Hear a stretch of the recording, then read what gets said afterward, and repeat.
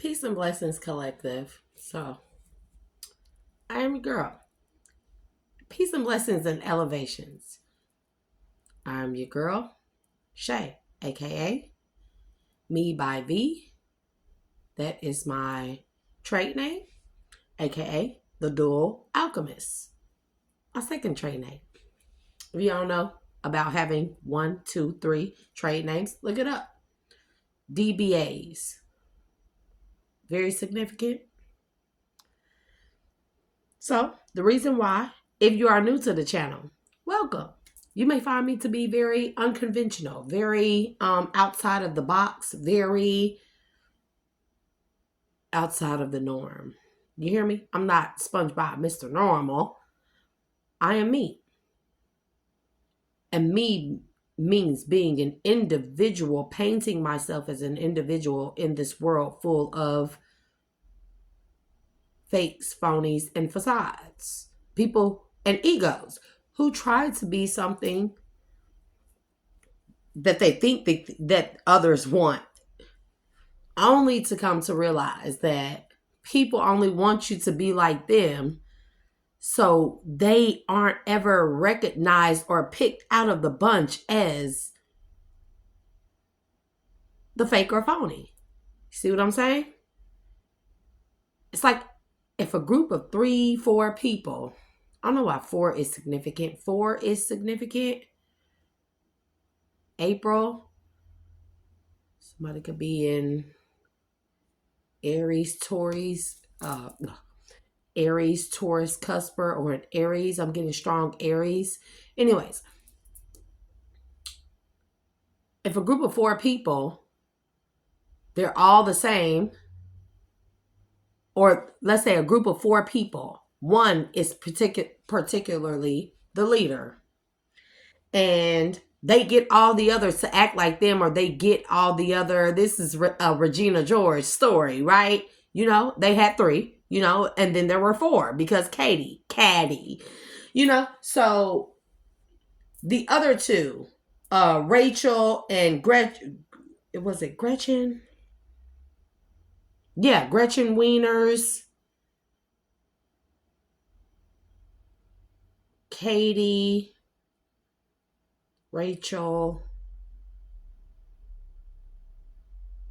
and I forget the other one's name. Sorry. No shade.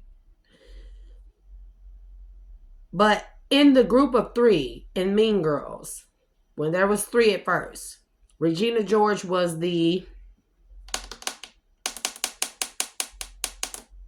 she was the leader, so to speak. And the other 2, they acted like her. They did things that she did only because she was the leader, and they wanted so badly to be like her, fit in with her. And remember, if you remember Gretchen Wieners, she was Jewish. No disrespect to the culture. She was Jewish, and she had way more money than Gretchen, right? And remember, during the Christmas party, Gretchen, she had a whole meltdown to Caddy, you know, and she said, excuse me, one Christmas that her parents got her these really expensive platinum gold hoops, right? And she had to pretend like she did not like them because of Regina, because of how Regina would feel. And remind you, Regina George was the group, the leader of their group, right?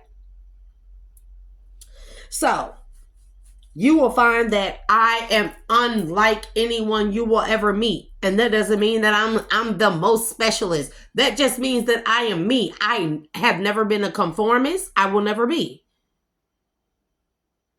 When I have tried to conform, collective, hit that like, share, and subscribe button, whether new or old. If you are a returning subscriber, thank you for returning, and thank you for watching me. Thank you for giving me a thumbs up and bagging me up when I don't have anybody in my corner to do that. So I appreciate you. Don't ever forget. Don't ever think that if I don't mention you, that you are forgotten. I never, ever forget about people that back me up and people that support me, even in the background. I never forget about you. So the point being that people have, my son's Instagram, people have made themselves to be less than what they were in order to conform to a leader who's not even above them, or who's not even on the level, or going to the level that they are going. I refuse. I am a nonconformist. I always have been. I always will be.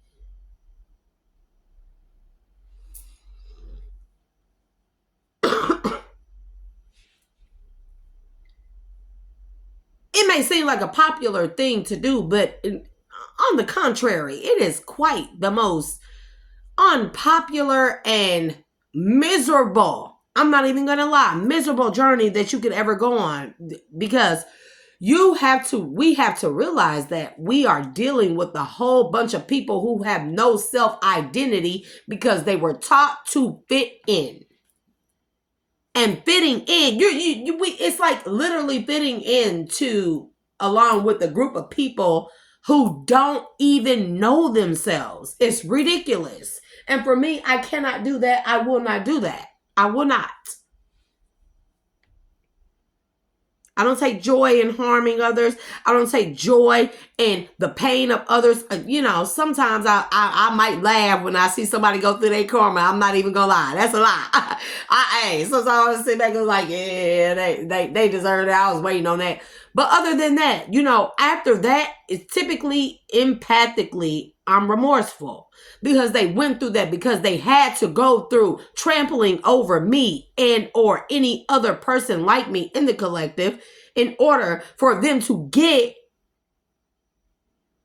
that it is the unnormal, air quotes, ones that are the true people that are real, that really have an identity, that don't suffer from an ego or a identity crisis, because that's what I want to say.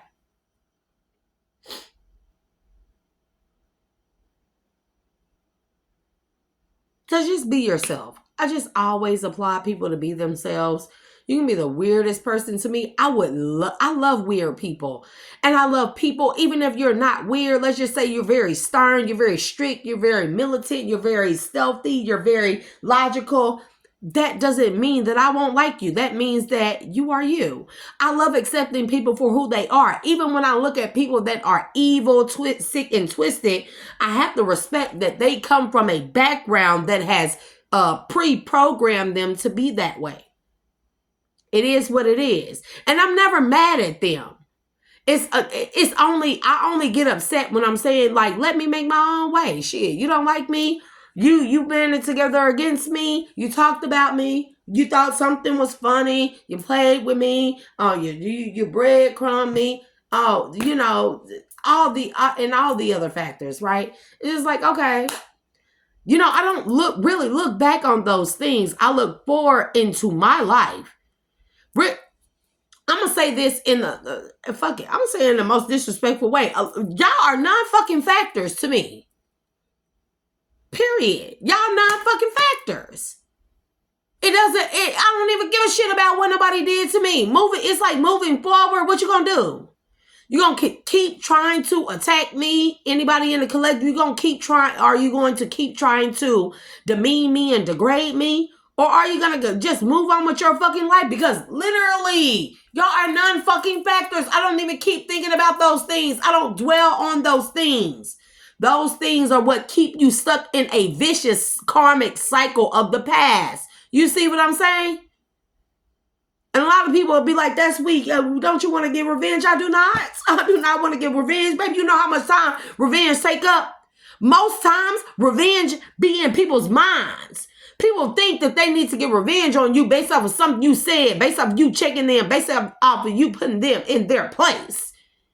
They think that's a vengeful, spiteful act, and I need to get revenge on you, and I need to get a group of motherfucking peons to help band with me to go against you. That is the most ignorant thing I've ever heard, because how much of y'all time are y'all taking up in order to do vengeful things against people who don't even give a shit about you? Where people thought they left me out in the cold, left me for dead. It's like, bro, okay. Yeah. You having a great grand life. Have that. I'm not, it's like literally no reason for me to be upset. Even if people have done vicious, heinous things to me. I cannot dwell on that. That holds me back. It keeps my focus. You understand, Salah? It would keep one's focus on what they did as opposed to what you can do for yourself moving forward. We got to be able to know this, my good people. We got to be able to know this. People did what they did. The whole key, the real question is, what can you do to change what they did to you? What can I do? What can you do? Huh? If they were given another chance, would they do it again? Hell yeah, they would do it again. If they were successful, would they be sorry? Hell no, they wouldn't be sorry. So moving forward, fuck what they did. I don't care. And that goes for my people who call, anybody who would want to call me gutter mouth bimbo. Fuck you very much. Okay? Okay. So, I want to move forward out of that. But I cannot because I have to address this. So, collective. Archangels, ancestors of my highest good. Ashe. Light and dark high vibrational beings of my highest good. Ashe.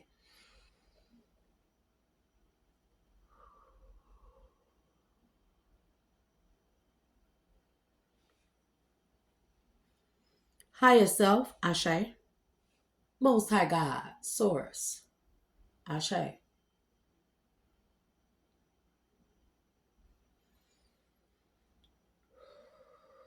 To the Deva. Ashe.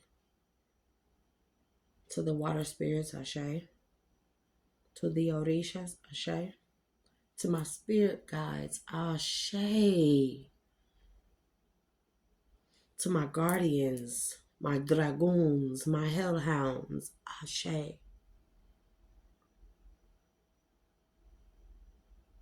And to all my hidden helpers. Ashe. And to the collective. Ashe. So we have to be comfortable, collective.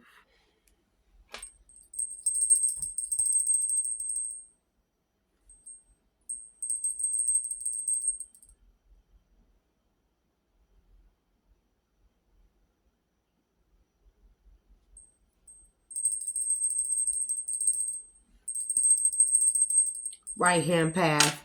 Somebody's right hand path, whatever path that they took, right hand. And so mysticism, Gnosticism. We need to know the difference between left hand path and right hand path. Very important. Somebody has always taken the right hand path because the way that bell rung in my ear, it was almost like not deafening, but it was very dull. As opposed to the left hand path, which is seldomly taken. See, a lot of people in Gnosticism, right? They like to equate the left hand path as a unconventional and demonic path, but it is not. It is actually the path less tread. And so you're talking about magic that's typically used on a right hand path. So we are talking about magic that is always tapped into by billions of people. Okay? Let's just say it that way. That means that magic, those dark arts, whatever you want to call them, they fizzle out very quickly. The magic or the alchemy of it does not last. It does not last. And this can be dream interpretation. This could be tea leaf readings. Somebody reads tea leaves and salt. Or kana hayan natu. Or kana hayan natu. I just keep hearing that saying. I just don't know what it is. Imbing biote. Imbing biote. So, This is the path mainly traveled, the right-hand path, right? Just like I read in about the right cerebral hemisphere of the brain. Look it up. So, if this path is less traveled, that means it is the most difficult path because you have to go through so many obstacles. Obstacles that are typically cleared on the right-hand path, right? They have been cleared by the many people that have traversed this right-hand path, cleared those particular obstacles and hurdles and, whatever, tests, whatever. To use that magic, to use that alchemy, to use that power, to use that energy that is on the right-hand path. The left-hand path is so much more turbulent. That's why less people go the left-hand path. Contrary to belief, the right-hand path is the dark arts. Period. Argue with me. I want to hear it in the comments. Argue with me. The left-hand path is the light arts. But in order to be predominantly of the light, or to traverse on a left-hand path of light, you have to go through so much more.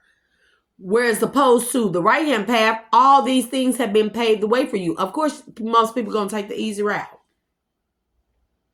But the easy route fizzles out quickly as opposed to the turbulent route. The route that has turbulent waters, waves, storms. You hear me? Tornadoes, hurricanes, tsunamis, everything. You have to try. But at the end of the left-hand path is the greatest reward. Is the greatest magic and alchemy. Is the greatest energy. People not willing to go through what it takes in order to climb up that incline, in order to climb up that hill, the holy mountain, and to get it. I don't know why I'm getting that. I still should have got those cards. Hold on, collective. I got to get them cards because I've been seeing, that's the second, third card I've been seeing out of that deck. I got to get it.